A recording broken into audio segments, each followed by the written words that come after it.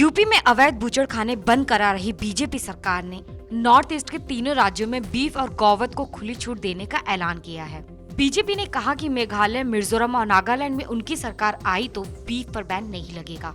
चुनाव को देखते हुए बीजेपी ने इन राज्यों में अपने नियम ताक पर रख दिए हैं। बीफ और गौवध को खुली छूट देने वाली बीजेपी इन राज्यों में किसी भी हालत में सत्ता पाने को बेताब दिख रही है। अगले साल मेघालय, मिजोरम और नागालैंड में विधानसभा चुनाव होने हैं।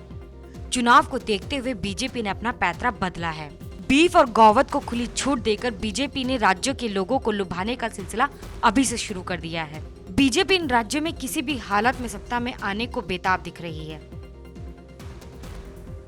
नॉर्थ ईस्ट के इन तीनों राज्य मेघालय, मिजोरम और नागालैंड ईसाई बहुल्य राज्य हैं।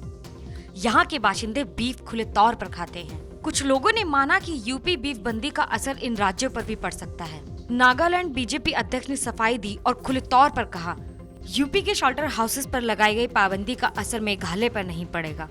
यहाँ की परिस्थितियाँ अलग हैं, जिनसे बीजेपी नेता अच्छी तरह वाकिफ हैं। नागालैंड, मिजोरम और मेघालय में ईसाई आबादी खासी तादाद में है। यहाँ पर केंद्र सरकार और राज्य सरकार ने कभी बीफ पर बैन नहीं लगाया है। 1 साल पहले ही बीफ को खुली मंजूरी देने वाली बीजेपी माहौल को अपने पक्ष में कर रही है। बीजेपी 2013 के विधानसभा चुनाव में मिजोरम और मेघालय में एक भी सीट नहीं जीत पाई थी। Bureau report, national Dastak.